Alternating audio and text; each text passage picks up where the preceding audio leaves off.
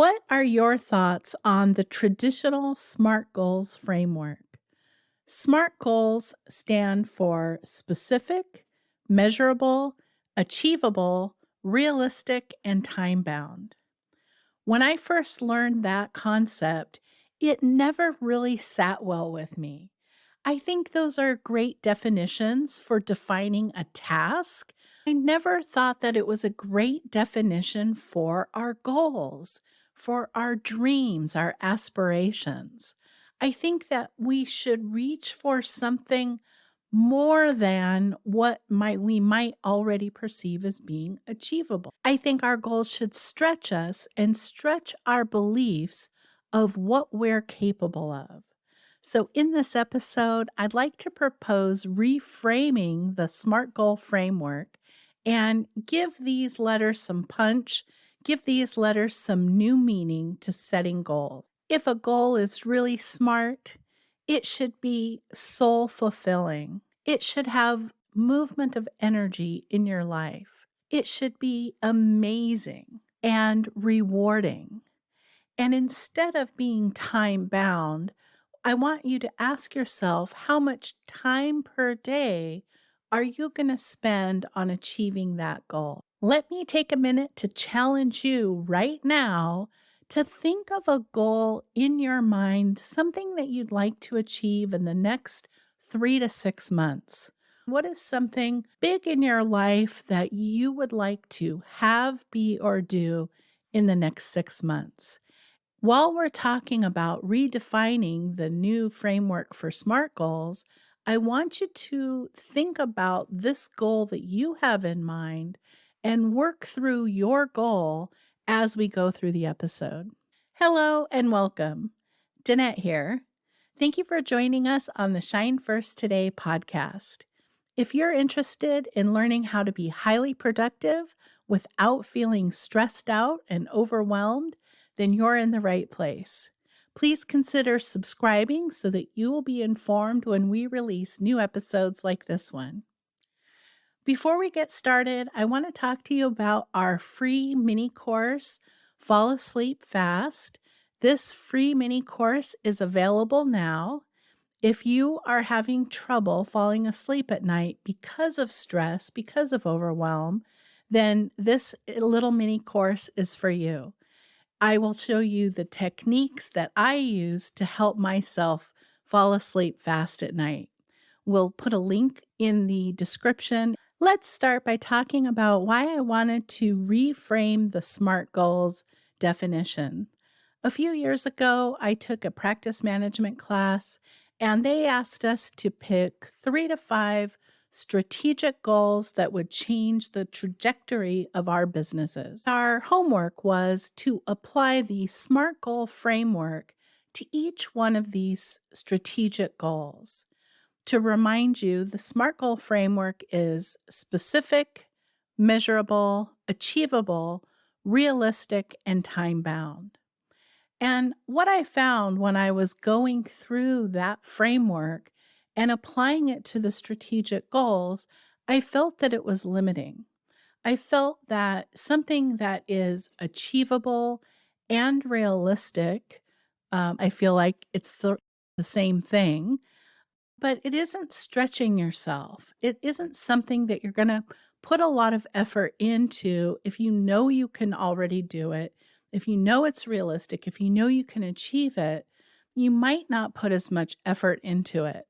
I think that's where the achievable and realistic part fail us because it doesn't give us any reason to strive to achieve something because we feel like it's already something that we can do. The other thing about the SMART Goals framework is the time bound portion. If you know how long something is going to take, if you know you want to get this thing done by a certain date, again, I feel like it's a task. I feel like that's a great way to define a task. Tasks are the steps that we take into completing a project or completing a goal. I feel like it will limit your ability to think big, to think outside the box, to think about something that is possible, but maybe hard to achieve or bigger than you thought. And I think those are the goals and dreams that are really worth striving for. I'm going to take a quick example of a goal that I have in my own personal life, and I'm going to walk through with you what I think the letters for SMART goals should stand for. And the goal that I chose to work on today in this episode is I would like to be invited to give a presentation, to give a speech in London. Okay. Why London? Because I love London. I've been there twice now, and I absolutely fell in love with the area, the community, the people there are so lovely. And I would love to be invited to give a presentation in London. It's hard to apply the old framework to that. I can't invite myself to do the speech. Part of the goal is me being asked. So, some of the elements, especially the time bound, I don't know when this goal is going to happen. And that gets me to really what the fun part of any goal is, the act of working towards the goal. When the thing happens, like if I actually get invited to give a presentation, let's say my presentation is an hour long. I will do all the work to prepare, I will give the speech, and that's maybe 1 hour of my life. But in the months and possibly years leading up to that, as I get to spend a little bit of time thinking about it and imagining what it'll be like when I get the phone call or get the email saying, "Hey, we'd like you to give a presentation for our event." Those are the moments, the journey of achieving the goal that I'm going to enjoy. It's the journey of planning to achieve the goal that is so much fun. I think of this when I'm planning my summer vacation or any kind of travel, really. I really enjoy looking forward to an event that's going to be happening in 8 months. I really like the time leading up to actually doing the thing. It's fun and exciting and uplifting for me. What can I do in the meantime to align myself with achieving that goal? One of the things that happened recently for me is that I was invited to give a presentation to a women's conference in Charlotte, North Carolina. That was practice for ultimately being asked to do another event. I'm aligning what I'm doing now with the outcome that I want to have in the future. Does that make sense? Think about that. I want you to write in the comments and tell us, what is your goal?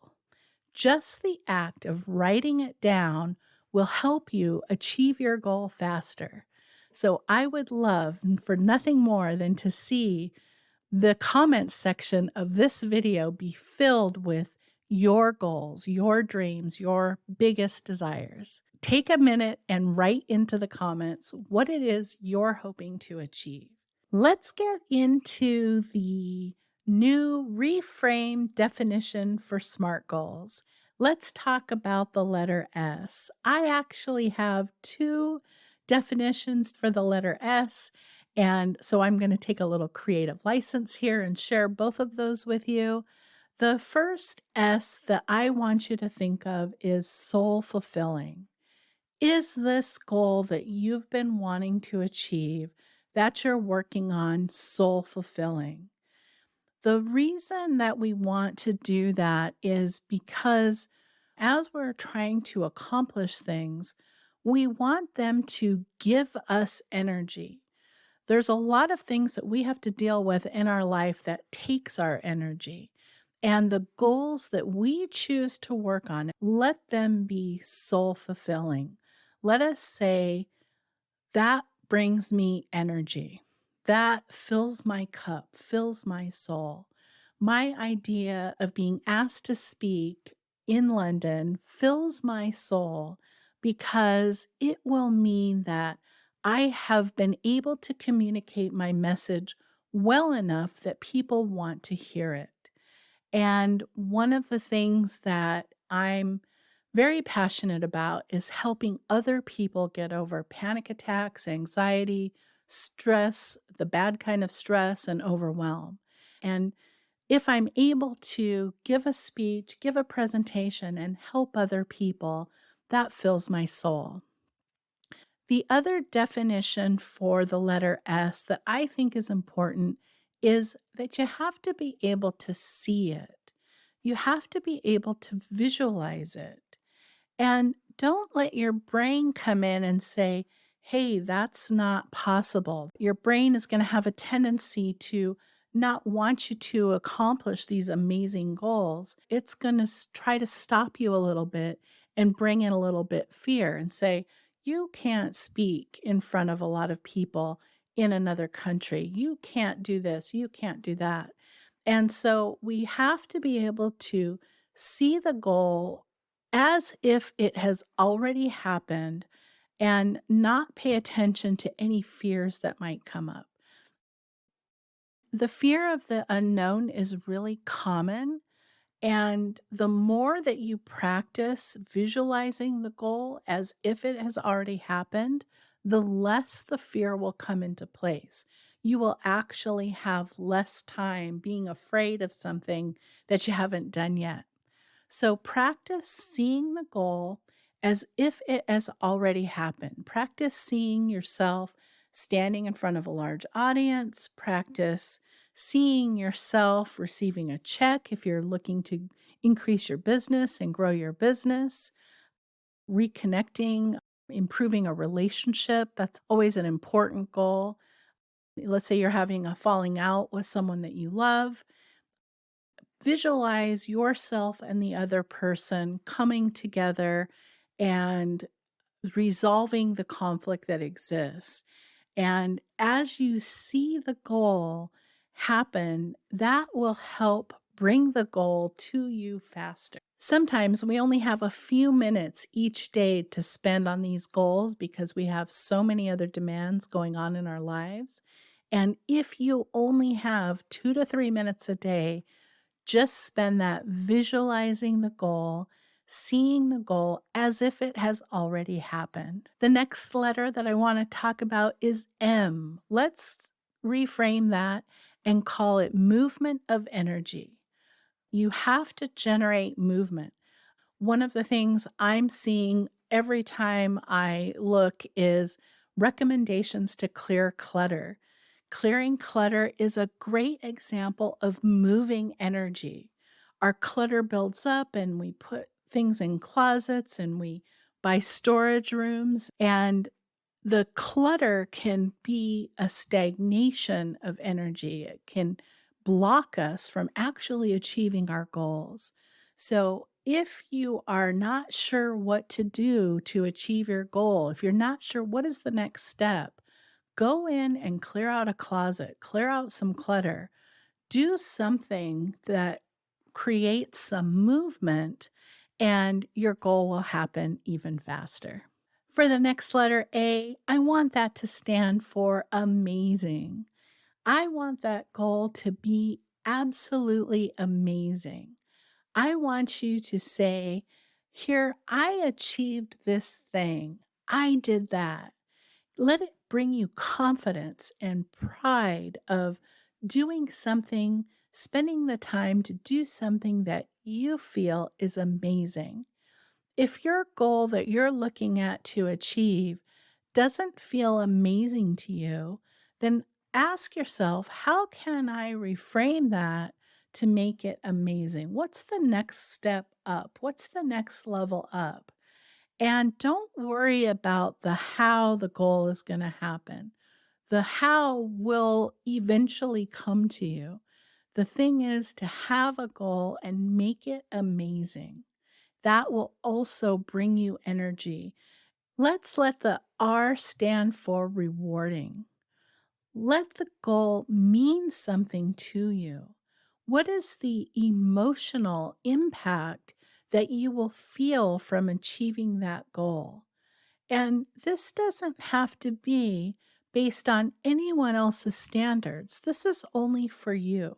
How will you feel when you accomplish this goal?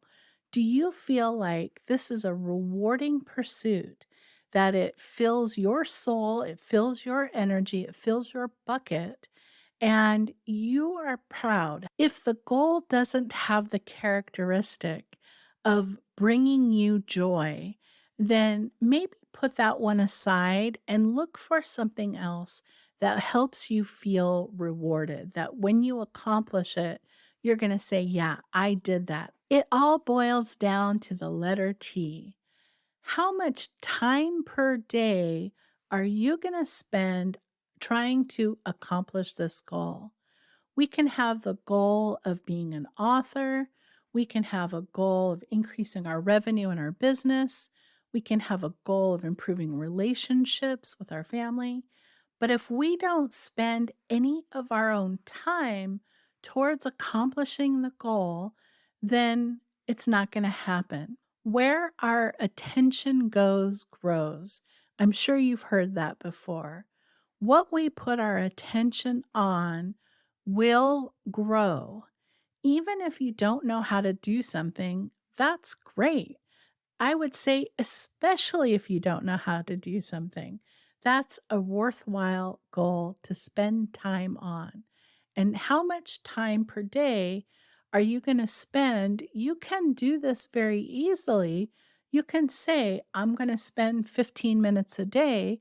And you can set an alarm on your phone that says at 12 o'clock, I'm going to write for 15 minutes. And you can label the alarm, write for 15 minutes.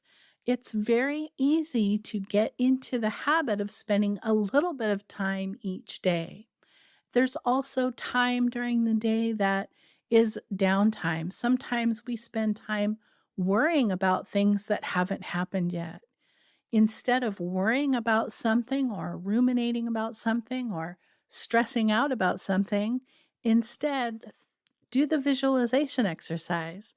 If you're driving in the car, visualize what it's going to be like when you successfully achieve that goal. One of the hallmarks of pursuing a great goal is that you might not know how to do it yet. And what you're going to need to do is think outside the box, and you're going to need to have some creativity. We did an episode recently on the benefits of creativity, on how it can help with problem solving and stress reduction. And I will link to it here. Thank you for joining us today. I hope you have an amazing rest of your day. I'll see you soon.